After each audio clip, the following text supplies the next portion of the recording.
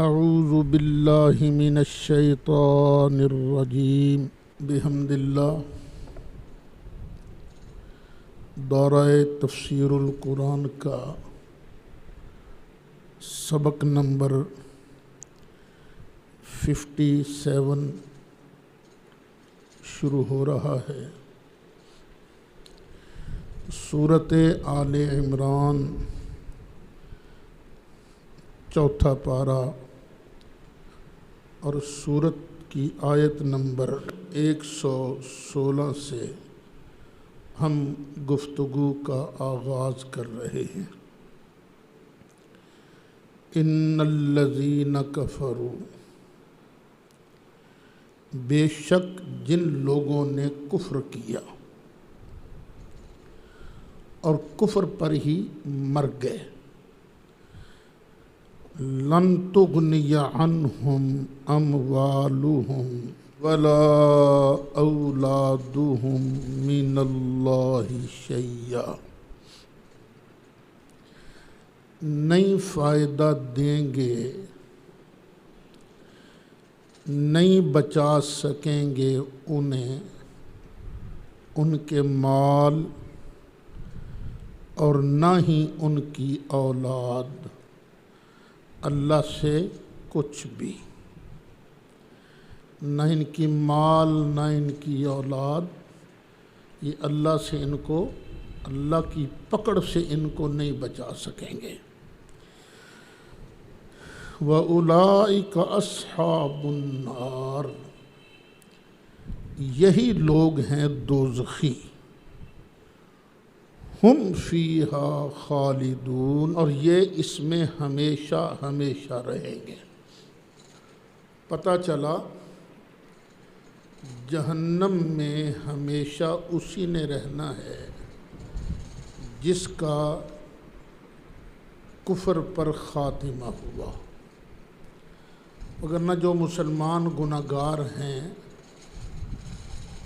وہ اگر بالفرض جہنم میں جائیں گے بھی تو ہمیشہ نہیں رہیں گے۔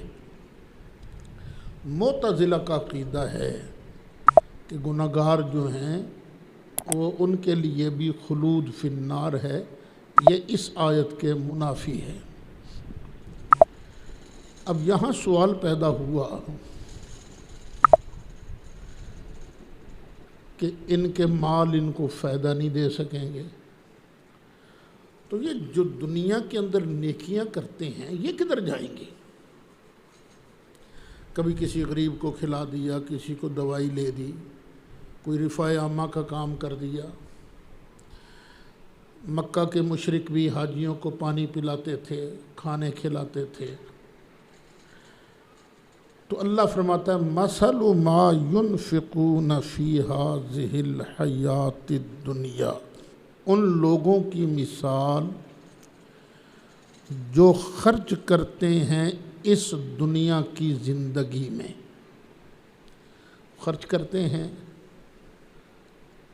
فصل اگاتے ہیں، باغ بناتے ہیں، پھر کمثل ریح، اس ہوا کی طرح ہے، فیہا سر،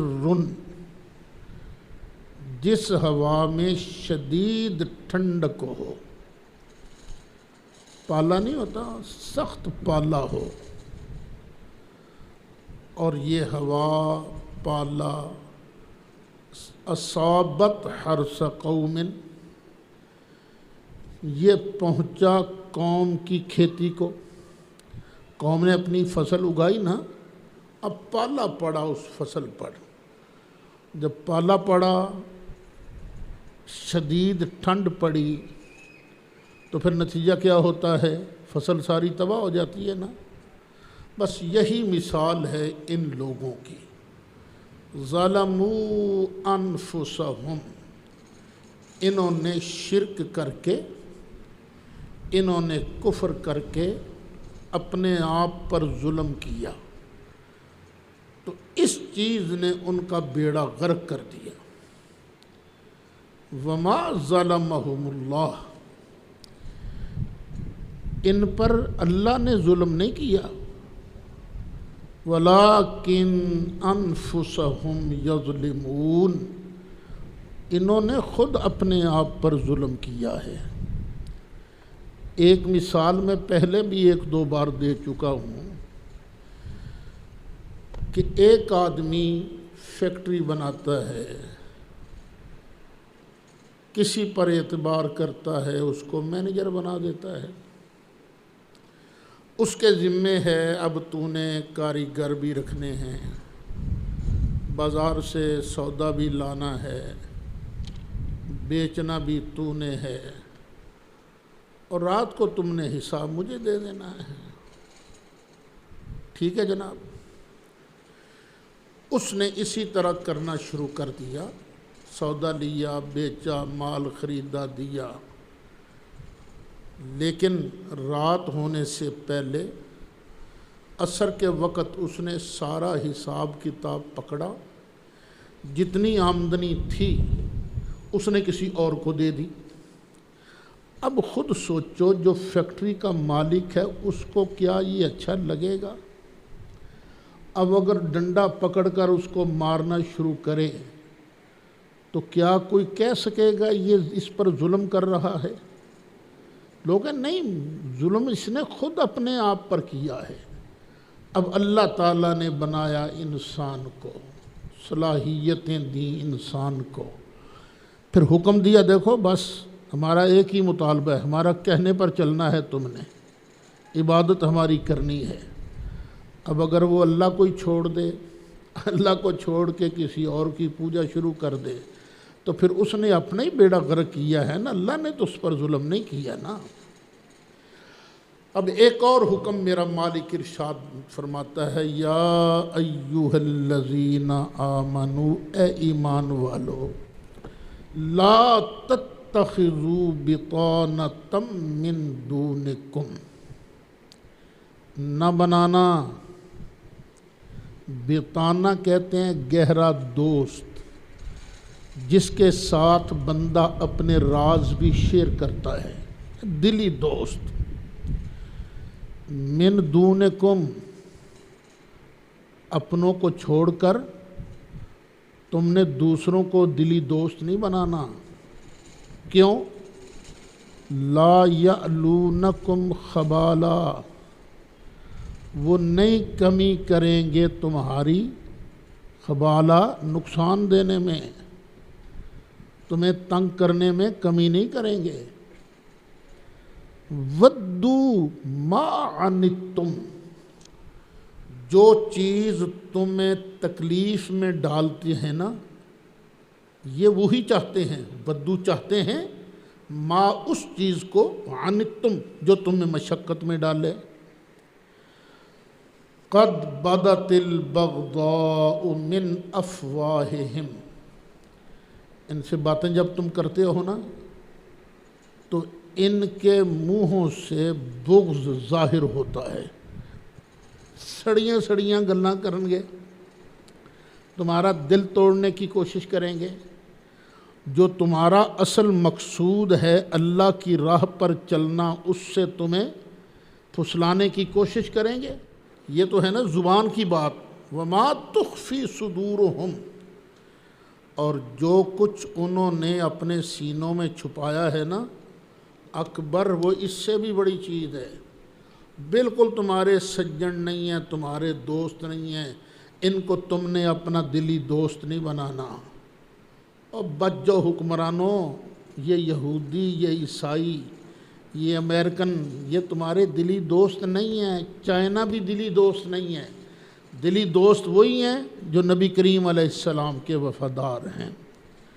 قد بینا لکم الآیات، بے شک ہم نے بیان فرما دی ہیں، ظاہر کر دی ہیں تمہارے لیے آیتیں، ان کنتم تعقلون، اگر تمہیں کچھ عقل ہو، اگر تم کچھ سمجھتے ہو نا، تو ہم نے تمہارے لیے یہ سارا کچھ کھول کے بیان کر دیا ہے۔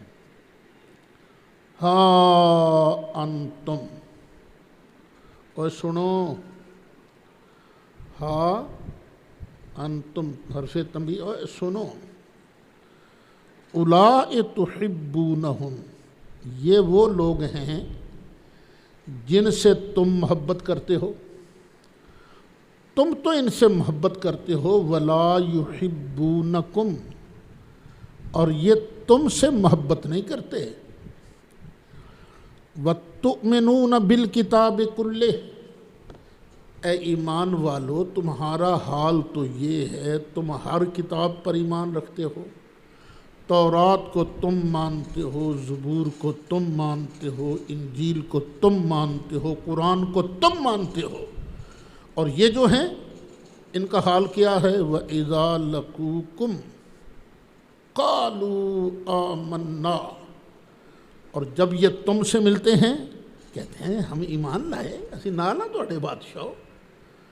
وَإِذَا خَلَوْا، اور جب یہ الگ ہوتے ہیں، عَدُّوا عَلَيْكُمُ الْأَنَامِنَ مِنَ الْغَيْظِ، ان کو تم پر پتہ کتنا غصہ چڑھتا ہے، غصے کے مارے نا دانت اپنے پورے کاٹنے کو پھرتے ہیں، عَدُّوا کاٹتے ہیں، علیکم تم پر، اناملا اپنے پورے انگلیوں کے پورے، من الغیظ غصے کی وجہ سے۔ کل محبوب تم ہی کہہ دے، موتوا بغیظکم، چلو پھر ایسے غصے چی تسی مر جاؤ، ساڑے نال کر دیو ساڑا، ساڑے نال کر دیو ساڑا، پھر مرو ایسے ساڑے دے اندر ہی مرو۔ ان اللہ علیم بذات الصدور، بے شک اللہ تعالیٰ خوب جانتا ہے جو تمہارے دلوں میں ہے۔ کبھی کسی پر اعتبار نہ کرنا، یہ جتنے ہیں نا نبی کریم علیہ السلام کے دشمن، کبھی اعتبار نہیں کرنا۔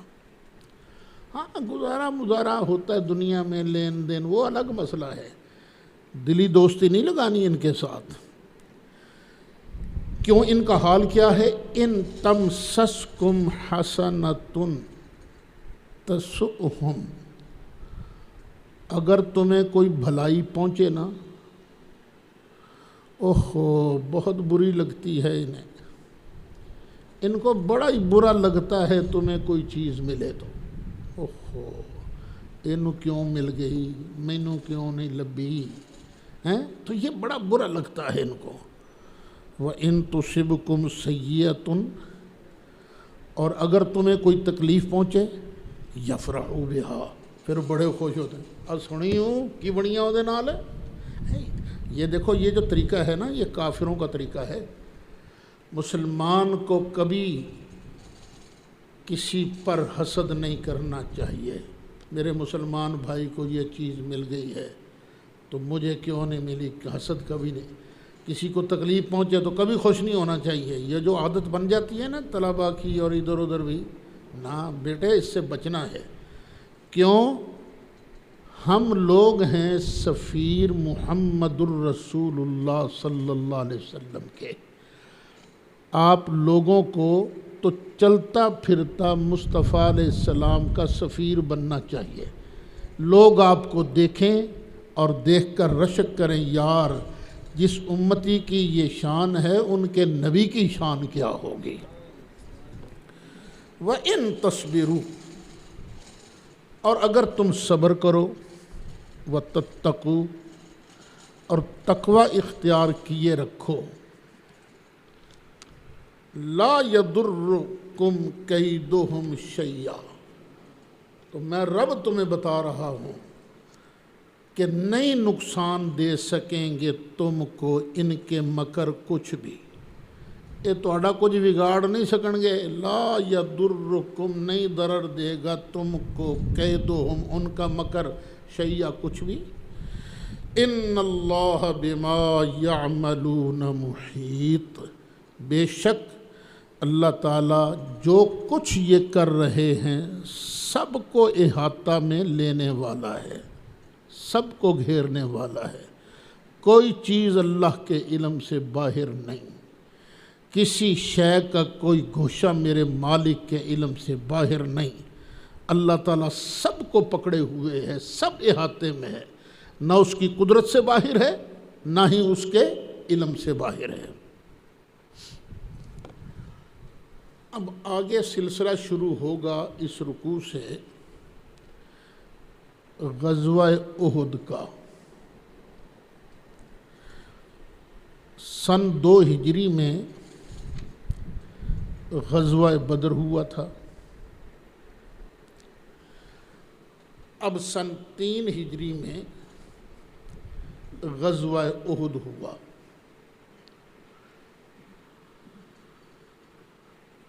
کافر تقریباً 3000 کی تعداد میں مسلمانوں پر حملہ کرنے آئے۔ کچھ لوگوں کا خیال یہ تھا کہ ہمیں شہر مبارک سے باہر نہیں نکلنا چاہیے، شہر کے اندر ہی رہ کر دشمن کا مقابلہ کرنا چاہیے۔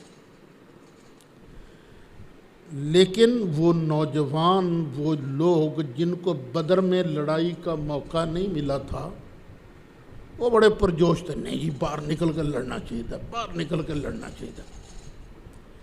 نبی کریم علیہ السلام نے ان کی بات مان لی۔ اب شہر سے باہر احد کی طرف نبی کریم علیہ السلام تشریف لے گئے۔ اچھا، پتہ ہے احد کو احد کہتے کیوں ہیں؟ جتنے پہاڑ ہیں نا، آپ دیکھتے رہیں، ہر پہاڑ دوسرے پہاڑ کے ساتھ ملا ہوا ہے، سلسلہ ہوتا ہے پورا پہاڑی سلسلہ۔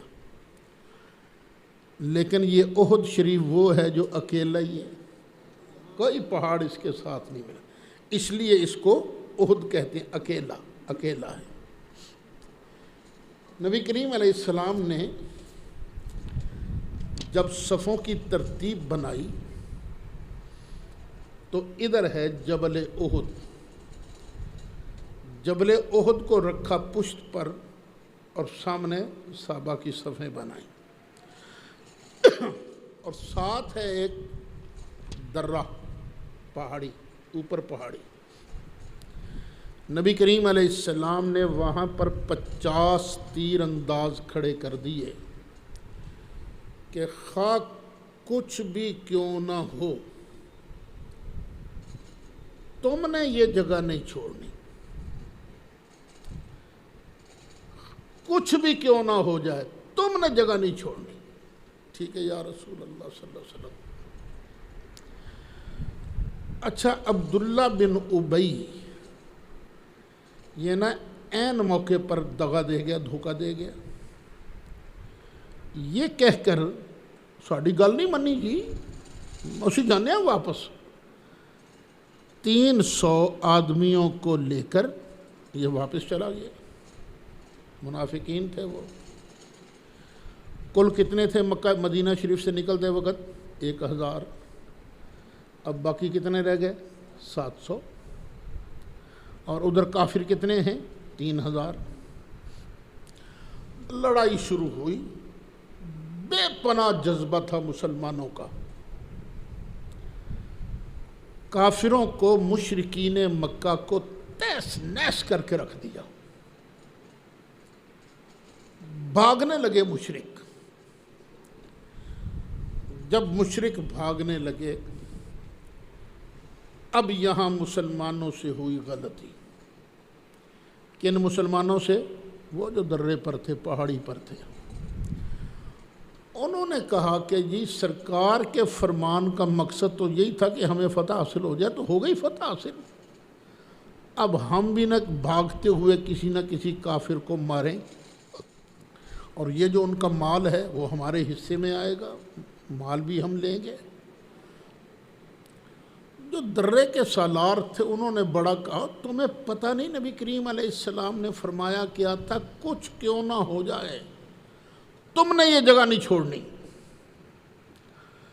لیکن صرف 10 آدمی ان کے ساتھ رہے، 40 جو ہیں وہ کافروں کے لشکر کے پیچھے بھاگ کھڑے ہوئے، ہم نے ان کو مارنا ہے، مال غنیمت حاصل کرنا ہے۔ ادھر حضرت خالد بن ولید ابھی مسلمان نہیں ہوئے تھے،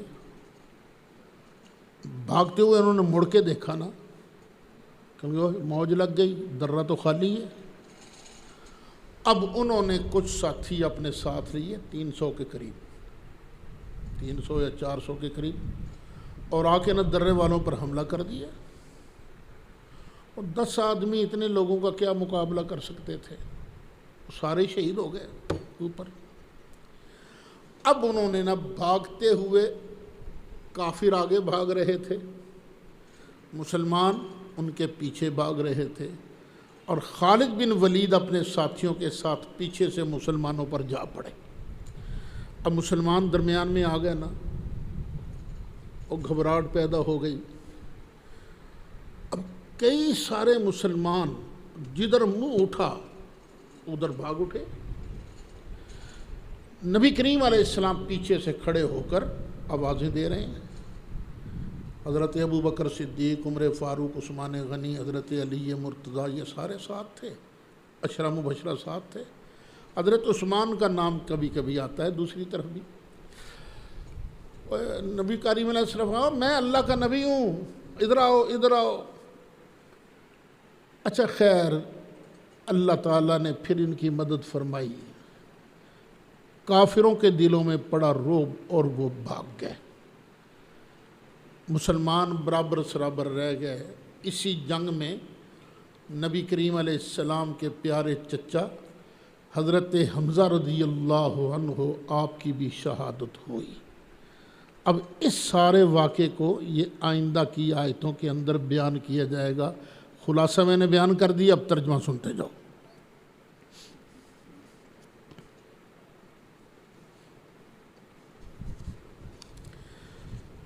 وَإِذْ غَدَوْتَ مِنْ أَهْلِكَ، اور یاد کرو اے محبوب جب تم صبح کے وقت اپنے گھر والوں سے باہر آئے۔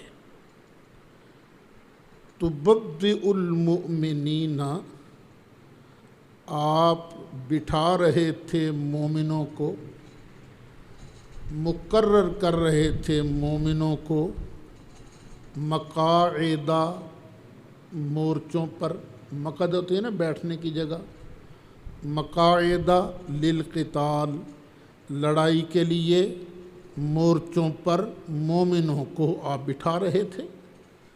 واللہ سمیع علیم، اور اللہ تعالیٰ سب کچھ سننے والا ہے، سب کچھ جاننے والا ہے۔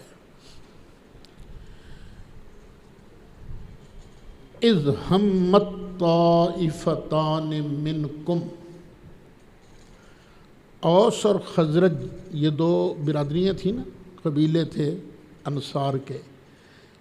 ان بڑے قبیلوں کے پھر چھوٹے یونٹ، ایک یونٹ نے نا ان میں سے کچھ بزدلی کا ارادہ کیا۔ اذ ہمت، جب ارادہ کیا، طائفتان منکم، تم میں سے دو گروہوں نے ارادہ کیا، ان تفشلا، کہ وہ دونوں بزدلی اختیار کر جائیں، بھاگ جائیں۔ واللہ ولیہما، اللہ ان کو سنبھالنے والا ہے۔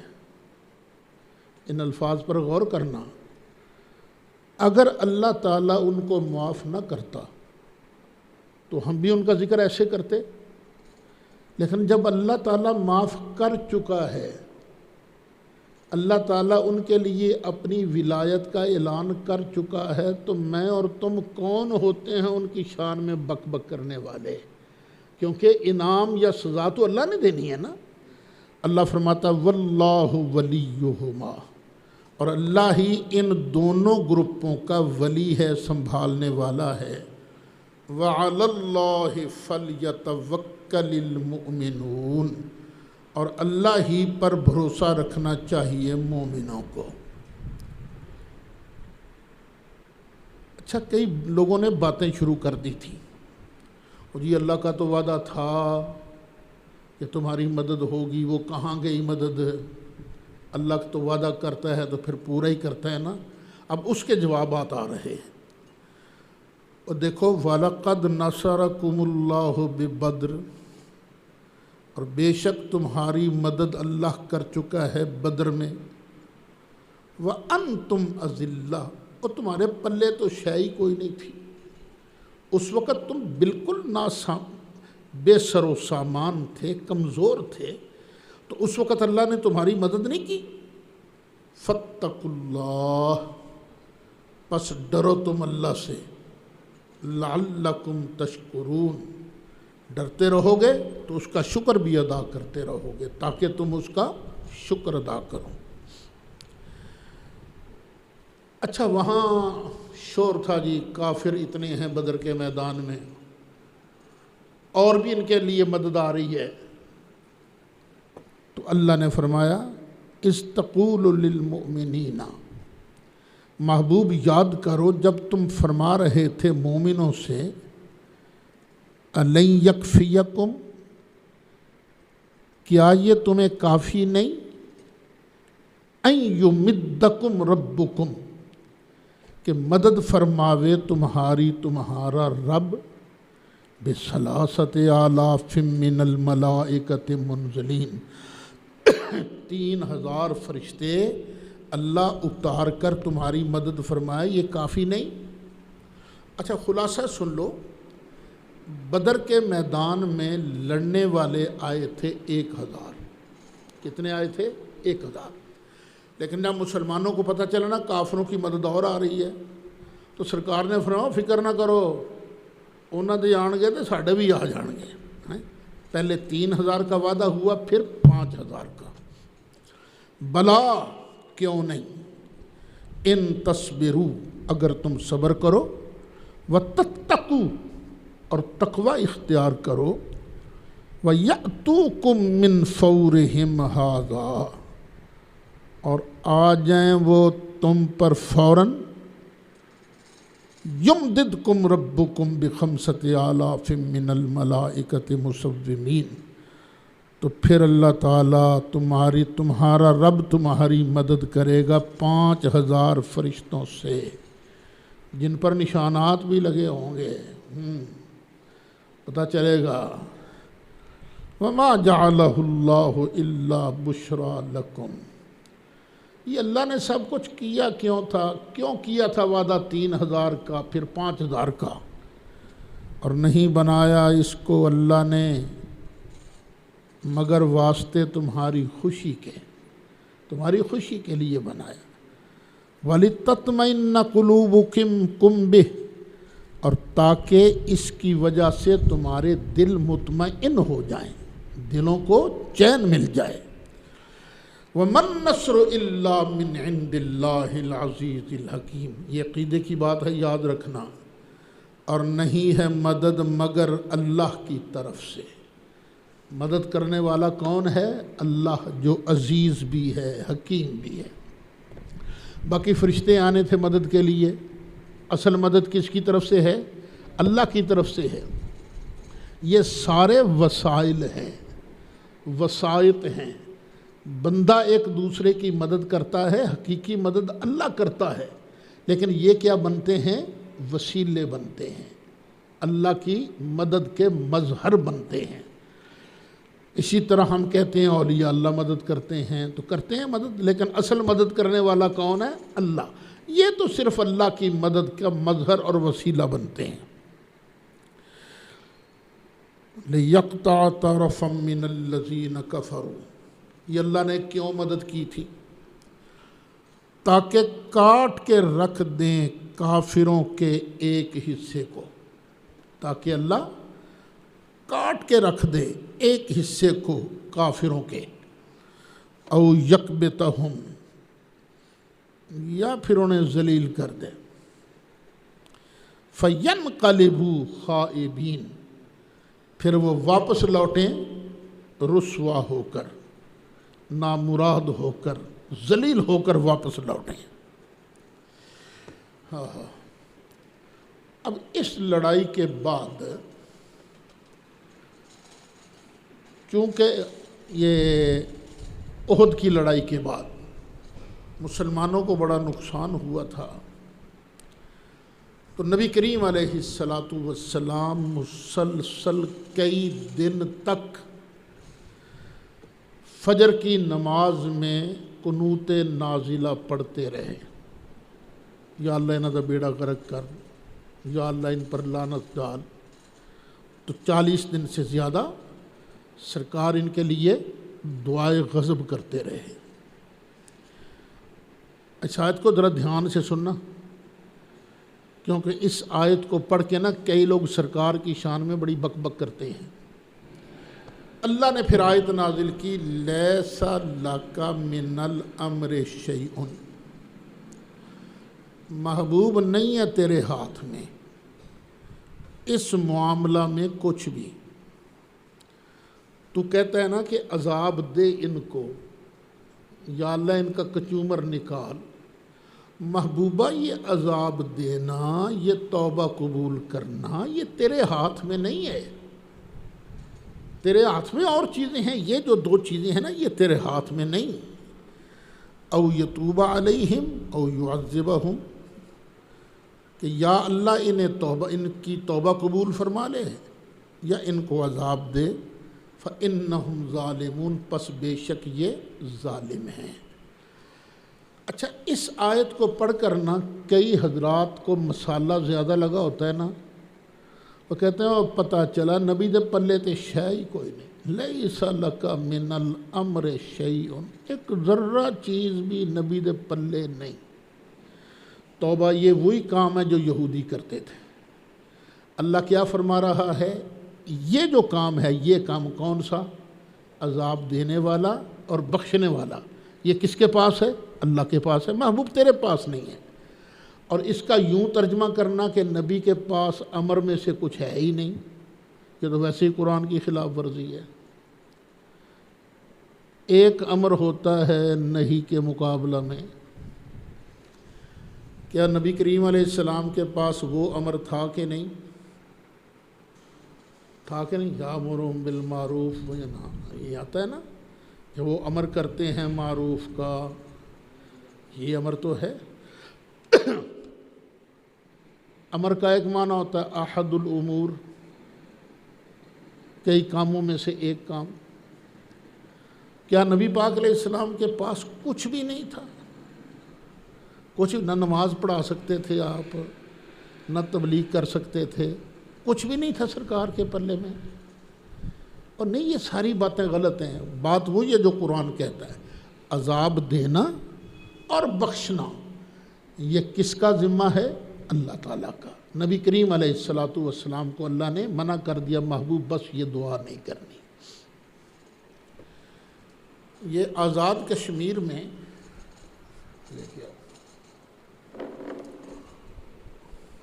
ایک جگہ ہے چک سواری، وہاں ایک کالج کے پرنسپل تھے زاہد حسین مرزا۔ اس نے باقاعدہ ایک کتاب لکھی ہمارے خلاف، اس میں یہی آیت لکھ کر اس نے ثابت کر دیا نبی کے پلے تو شے ہی کوئی نہیں۔ اب ظاہر ہے وہ آزاد کشمیر کے لوگ تو بڑے غیور ہیں نا، اس کے خلاف FIR درج ہو گئی، پکڑا گیا، کیس چلنا شروع ہوا۔ نیچے کی ساری عدالتوں سے اس کی ضمانت ریجیکٹ ہوتی گئی، اخیر معاملہ پہنچا سپریم کورٹ آزاد کشمیر۔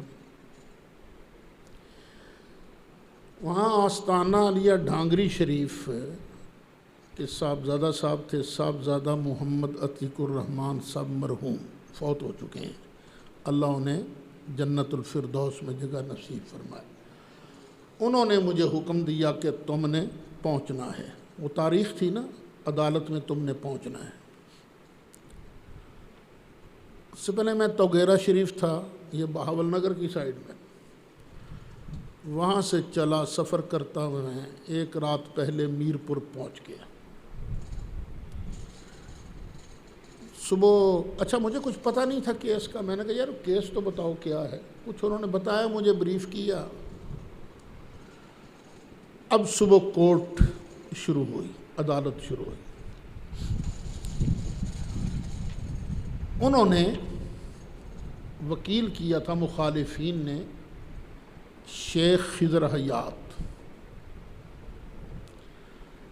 یہ جماعت اسلامی سے اس کا تعلق، ملتان کا رہنے والا، لاہور ہائی کورٹ کا جج بھی رہا ہے یہ، کہ جی یہ پیش ہوگا۔ جو ہماری طرف سے وکیل تھے انہوں نے اعتراض کیا کہ جناب شیخ صاحب اس عدالت میں اپیئر ہی نہیں ہو سکتے، اس لیے کہ کورٹ کے اندر ہر بندہ تو بات نہیں کر سکتا، وہی بات کر سکتا ہے جو سپریم کورٹ بار کا ممبر ہو، سالانہ چندہ دیتا ہو اس بار کو۔ یہ تو چندہ ہی نہیں دیتے تو ممبر ہی نہیں ہے، اس لیے یہ پیش نہیں ہو سکتے۔ اب وہ دیکھیے اللہ کی مدد کیسی آتی ہے۔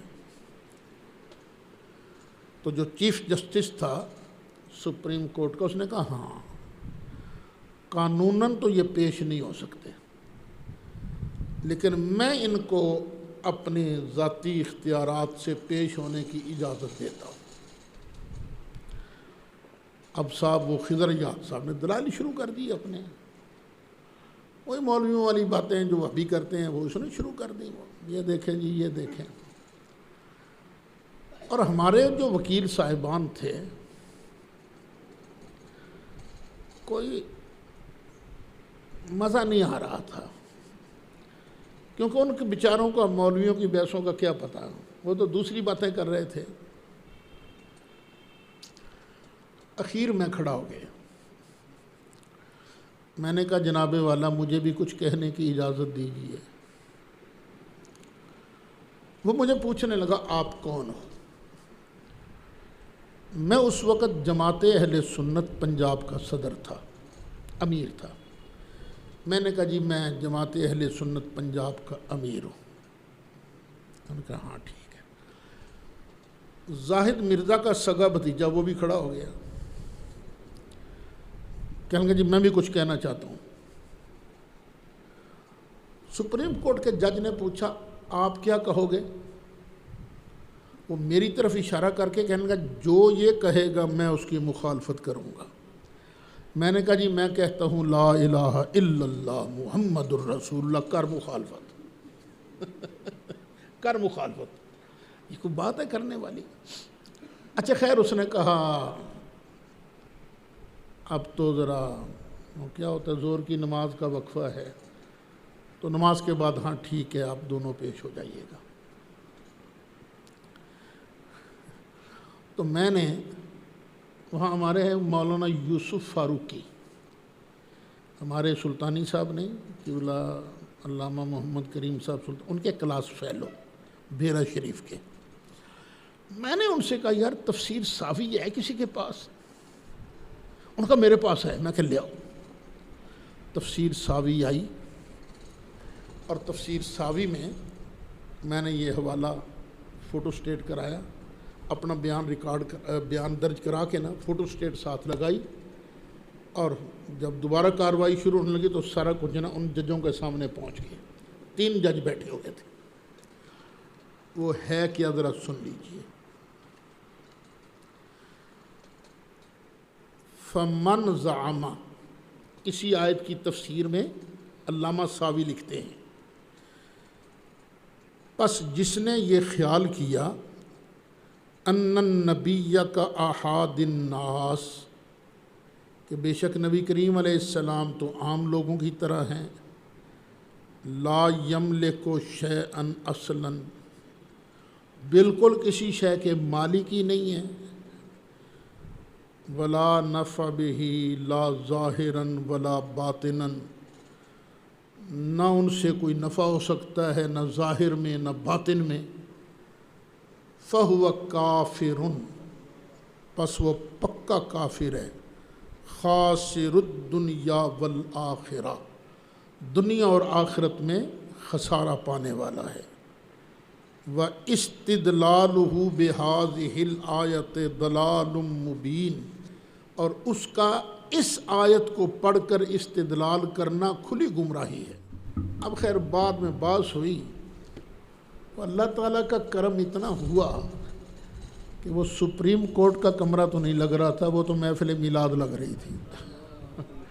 حضرت صاحب پیر علاء الدین صاحب صدیقی وہ بھی پہنچے ہوئے تھے، مولانا عبد الرحیم شرف یہ بھی پہنچے ہوئے تھے، اور ایک نعت خواں ہے شاید عبد الرزاق جامی اس کا نام ہے، یہ میاں نواز شریف کا نا بڑا خاص نعت خواں ہے یہ، اور یہ بھی جناب پہنچے ہوئے تھے۔ کو میرے بعد پھر وہ پیر صاحب نے گفتگو کی، مولانا شرف صاحب نے کچھ گفتگو کی، اور اس نے تو سیف الملوک شروع کر دی صاحب، اس نے بڑا ماحول بن گیا۔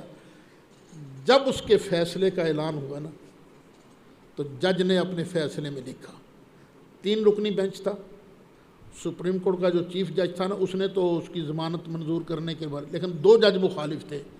انہوں نے بنیاد اس بات کو بنایا جی جماعت اہل سنت پنجاب کی امیر مولانا سعید اسد نے یہ حوالہ پیش کیا تھا، اس کی بنا پر ہم اس کی ضمانت کو مسترد کرتے ہیں۔ اس نے یہ ترجمہ کر کے گفتگو کر کے نبی کریم علیہ السلام کی شان میں سری گستاخی کی ہے۔ تو یاد رکھنا لیس لک من الامر شیء، ان کا معنی کیا ہے؟ عذاب دینا آپ کے اختیار میں، یہ نہیں کہ نبی پاک کے پلے شے کوئی نہیں، وہ تو دنیا اور آخرت کے مالک ہیں۔ اللہ اکبر کبیرہ۔ فَإِنَّهُمْ ظَالِمُونَ، پس بے شک یہ لوگ ظالم ہیں۔ وَلِلَّهِ مَا فِي السَّمَاوَاتِ وَمَا فِي الْأَرْضِ، اور اللہ ہی کے لیے ہے جو کچھ بھی آسمانوں میں ہے اور جو کچھ بھی زمین میں ہے۔ زمین و آسمان میں جو کچھ ہے اس سب کا مالک کون ہے؟ اللہ۔ پتہ یہ چلا میرا مالک بھی اللہ ہے، تمہارا مالک بھی، نبی بھی تو زمین و آسمان میں رہتے ہیں نا، تو نبی بھی اللہ کی ملکیت میں ہیں۔ جو کسی کی ملکیت میں ہو وہ معبود نہیں ہوتا، محبوب ہوتا ہے، معبود نہیں ہوتا۔ معبود ہمارا صرف اور صرف ایک پروردگار ہے۔ یغفر لمن یشاء، جسے چاہے بخش دے، ویعذب من یشاء، اور جسے چاہے عذاب دے وے۔ واللہ غفور الرحیم، اور اللہ تعالیٰ بخشنے والا مہربان ہے۔